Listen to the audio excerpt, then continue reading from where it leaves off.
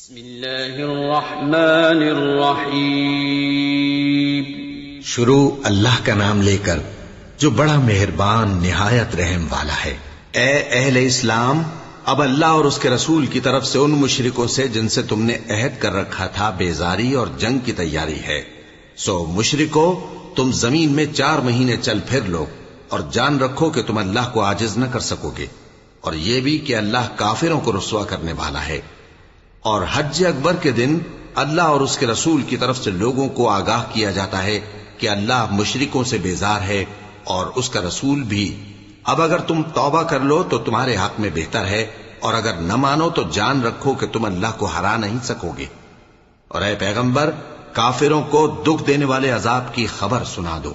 البتہ جن مشرکوں کے ساتھ تم نے عہد کیا ہو اور انہوں نے تمہارا کسی طرح کا قصور نہ کیا ہو اور نہ تمہارے مقابلے میں کسی کی مدد کی ہو، تو جس مدت تک ان کے ساتھ عہد کیا ہو اسے پورا کرو، کہ اللہ پرہیزگاروں کو دوست رکھتا ہے۔ پس جب عزت کے مہینے گزر جائیں تو مشرکوں کو جہاں پاؤ قتل کر دو، اور ان کو پکڑ لو اور گھیر لو، اور ہر گھات کی جگہ ان کی طاق میں بیٹھے رہو۔ پھر اگر وہ توبہ کر لیں اور نماز قائم کرنے اور زکوٰۃ دینے لگیں تو ان کا رستہ چھوڑ دو، بے شک اللہ بخشنے والا ہے، مہربان ہے۔ اور اگر کوئی مشرک تم سے پناہ کا خواستگار ہو تو اس کو پناہ دے دو، یہاں تک کہ وہ کلام اللہ کو سننے لگے، پھر اس کو امن کی جگہ واپس پہنچا دو، اس لیے کہ یہ بے خبر لوگ ہیں۔ بھلا مشرکوں کے لیے جنہوں نے عہد توڑ ڈالا، اللہ اور اس کے رسول کے نزدیک عہد کیسے قائم رہ سکتا ہے؟ ہاں، جن لوگوں کے ساتھ تم نے مسجد حرام یعنی خانہ کعبہ کے نزدیک عہد کیا ہے، اگر وہ اپنے عہد پر قائم رہیں تو تم ان باتوں کو قبول نہیں کرتے، اور ان میں اکثر نافرمان ہیں۔ یہ اللہ کی آیتوں کے عوض تھوڑا سا فائدہ حاصل کرتے اور لوگوں کو اللہ کے رستے سے روکتے ہیں۔ کچھ شک نہیں کہ جو کام یہ کرتے ہیں برے ہیں۔ یہ لوگ کسی مومن کے حق میں نہ تو رشتہ داری کا پاس کرتے ہیں نہ عہد کا، اور یہ حد سے تجاوز کرنے والے ہیں۔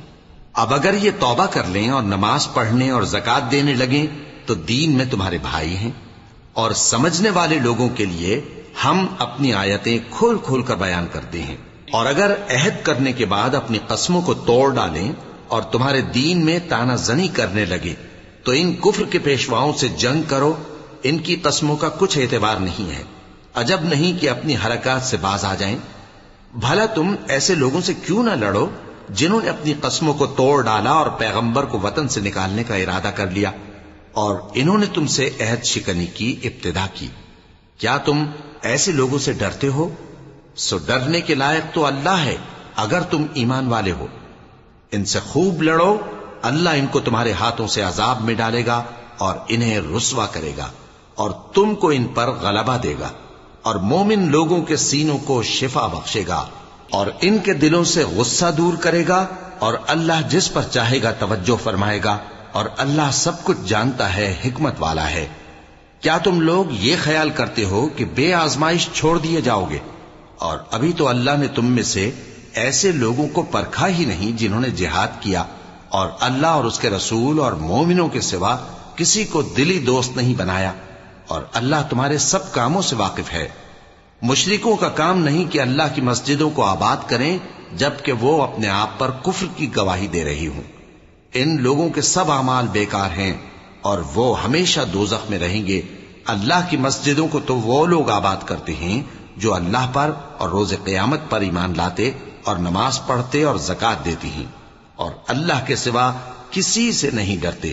یہی لوگ امید ہے کہ ہدایت یافتہ لوگوں میں سے ہوں۔ کیا تم نے حاجیوں کو پانی پلانا اور مسجد حرام یعنی خانہ کعبہ کو آباد کرنا اس شخص کے اعمال جیسا خیال کیا ہے جو اللہ اور روز آخر پر ایمان رکھتا ہے اور اللہ کی راہ میں جہاد کرتا ہے؟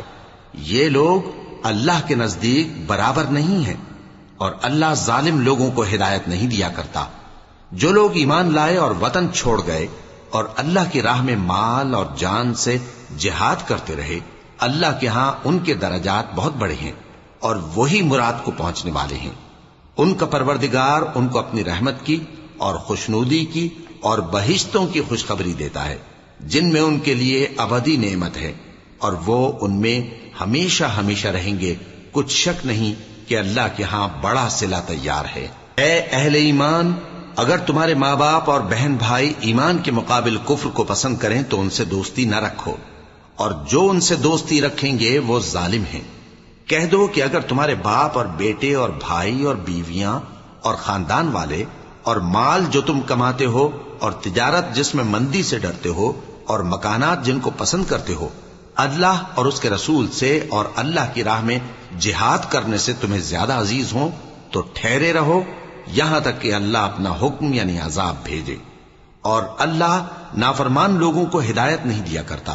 اللہ نے بہت سے موقعوں پر تم کو مدد دی ہے، اور جنگ حنین کے دن جب کہ تم کو اپنی جماعت کی کثرت پر غرہ تھا تو وہ تمہارے کچھ بھی کام نہ آئی، اور زمین باوجود اپنی فراخی کے تم پر تنگ ہو گئی، پھر تم پیٹ پھیر گئے۔ پھر اللہ نے اپنے پیغمبر پر اور مومنوں پر اپنی طرف سے تسکین نازل فرمائی، اور تمہاری مدد کو فرشتوں کے لشکر جو تمہیں نظر نہیں آتے تھے آسمان سے اتارے، اور کافروں کو عذاب دیا، اور کفر کرنے والوں کی یہی سزا ہے۔ پھر اللہ اس کے بعد جس پر چاہے مہربانی سے توجہ فرمائے، اور اللہ بخشنے والا ہے، مہربان ہے۔ مومنوں، مشرک تو پلید ہیں، تو اس برس کے بعد وہ مسجد حرام یعنی خانہ کعبہ کے پاس نہ جانے پائیں، اور اگر تم کو مفلسی کا خوف ہو تو اللہ چاہے گا تو تم کو اپنے فضل سے غنی کر دے گا۔ بے شک اللہ سب کچھ جانتا ہے، حکمت والا ہے۔ جو لوگ اہل کتاب میں سے اللہ پر ایمان نہیں لاتے اور نہ روز آخر پر یقین رکھتے ہیں اور نہ ان چیزوں کو حرام سمجھتے ہیں جو اللہ اور اس کے رسول نے حرام کی ہیں، اور نہ دین حق کو قبول کرتے ہیں، ان سے جنگ کرو یہاں تک کہ ذلیل ہو کر اپنے ہاتھ سے جزیہ دینے لگیں۔ اور یہود کہتے ہیں کہ عزیر اللہ کے بیٹے ہیں، اور عیسائی کہتے ہیں کہ مسیح اللہ کے بیٹے ہیں۔ یہ ان کے منہ کی باتیں ہیں، پہلے کافر بھی اسی طرح کی باتیں کہا کرتے تھے، یہ بھی انہی کی ریس کرنے لگے ہیں۔ اللہ ان کو ہلاک کرے، یہ کہاں بہہ کے پھرتے ہیں۔ انہوں نے اپنے علماء اور مشائخ اور مسیح ابن مریم کو اللہ کے سوا معبود بنا لیا، حالانکہ ان کو یہ حکم دیا گیا تھا کہ معبود واحد کے سوا کسی کی عبادت نہ کریں، اس کے سوا کوئی معبود نہیں، اور وہ ان لوگوں کے شریک مقرر کرنے سے پاک ہے۔ یہ چاہتے ہیں کہ اللہ کے نور کو اپنے منہ سے پھونک مار کر بجھا دیں، اور اللہ اپنے نور کو پورا کیے بغیر رہنے کا نہیں، اگرچہ کافروں کو برا ہی لگے۔ وہی تو ہے جس نے اپنے پیغمبر کو ہدایت اور دین حق دے کر بھیجا تاکہ اس دین کو دنیا کے تمام دینوں پر غالب کرے، اگرچہ کافر ناخوش ہی ہوں۔ مومنوں، اہل کتاب کے بہت سے عالم اور مشائخ لوگوں کا مال ناحق کھاتے اور ان کو اللہ کی راہ سے روکتے ہیں، اور جو لوگ سونا اور چاندی جمع کرتے ہیں اور اس کو اللہ کے راستے میں خرچ نہیں کرتے، ان کو اس دن کے عذاب علیم کی خبر سنا دو، جس دن وہ مال دوزخ کی آگ میں خوب گرم کیا جائے گا، پھر اس سے ان بخیلوں کی پیشانیاں اور پہلو اور پیٹھیں داغی جائیں گی، اور کہا جائے گا کہ یہ وہی ہے جو تم نے اپنے لیے جمع کیا تھا، سو جو تم جمع کرتے تھے اب اس کا مزہ چکھو۔ اللہ کے نزدیک مہینے گنتی میں 12 ہیں، اس روز سے کہ اس نے آسمان اور زمین کو پیدا کیا۔ اللہ کی کتاب میں سال کے 12 مہینے لکھے ہوئے ہیں، ان میں سے 4 مہینے ادب کے ہیں، یہی دین کا سیدھا رستہ ہے۔ تو ان مہینوں میں قتال ناحق سے اپنے آپ پر ظلم نہ کرنا، اور تم سب کے سب مشرکوں سے لڑو جیسے وہ سب کے سب تم سے لڑتے ہیں، اور جان رکھو کہ اللہ پرہیزگاروں کے ساتھ ہے۔ ادب کے کسی مہینے کو ہٹا کر آگے پیچھے کر دینا کفر میں بڑھ جانا ہے، اس سے کافر گمراہی میں پڑے رہتے ہیں۔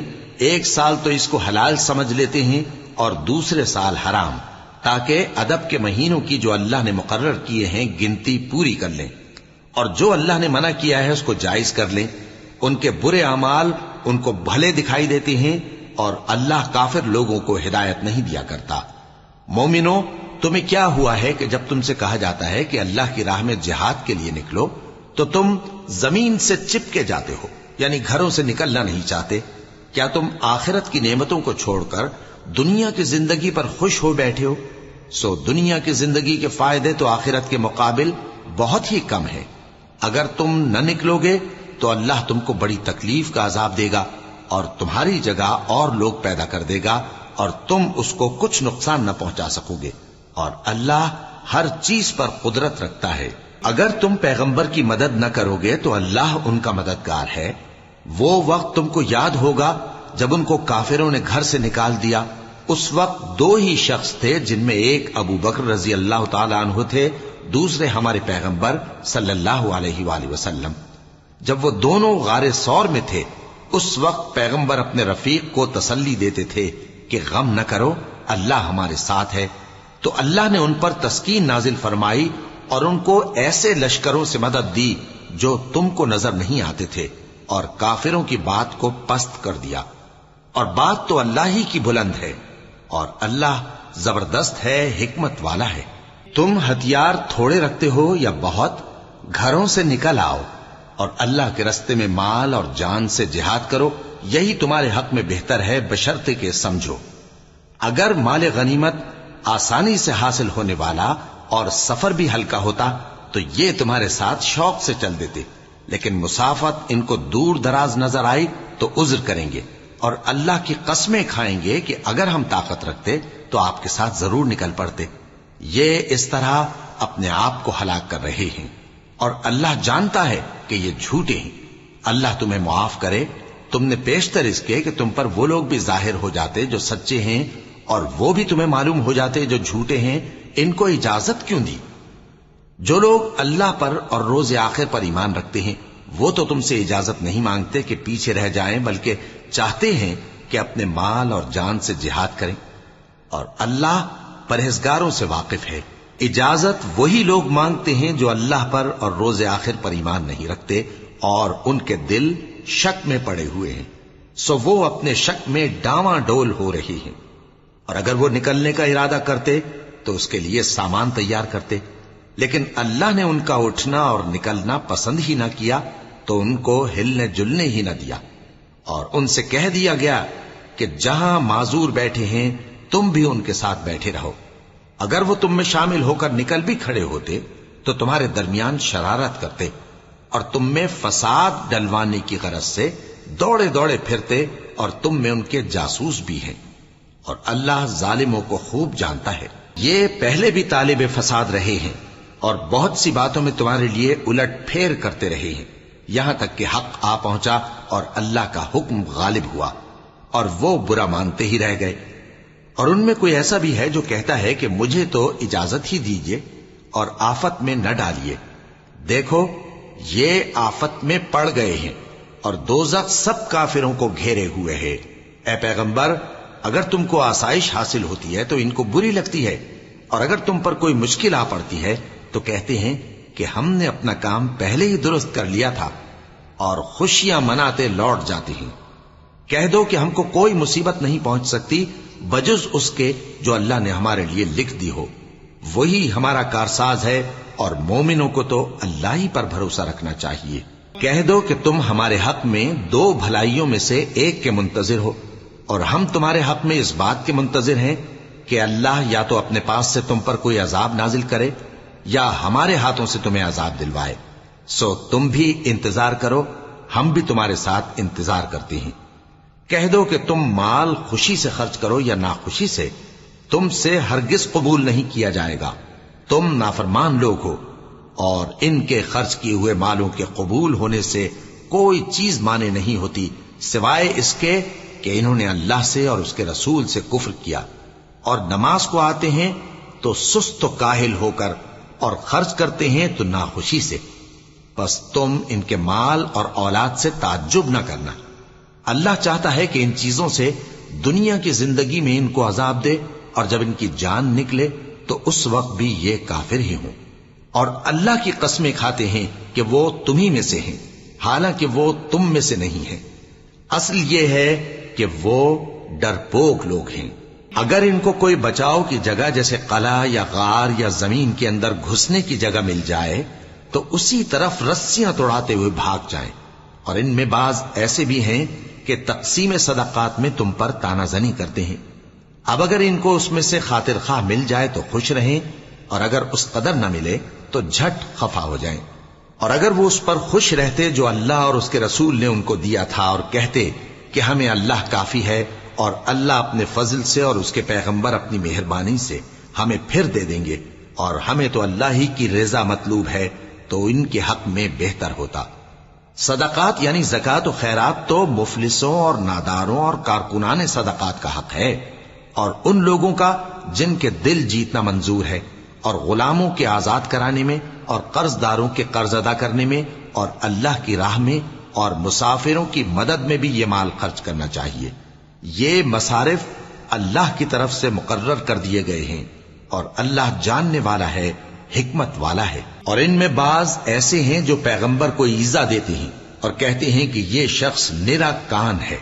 ان سے کہہ دو کہ وہ کان ہے تو تمہاری بھلائی کے لیے، وہ اللہ کا اور مومنوں کی بات کا یقین رکھتا ہے، اور جو لوگ تم میں ایمان لائے ہیں ان کے لیے رحمت ہے، اور جو لوگ اللہ کے رسول کو رنج پہنچاتے ہیں ان کے لیے عذاب علیم تیار ہے۔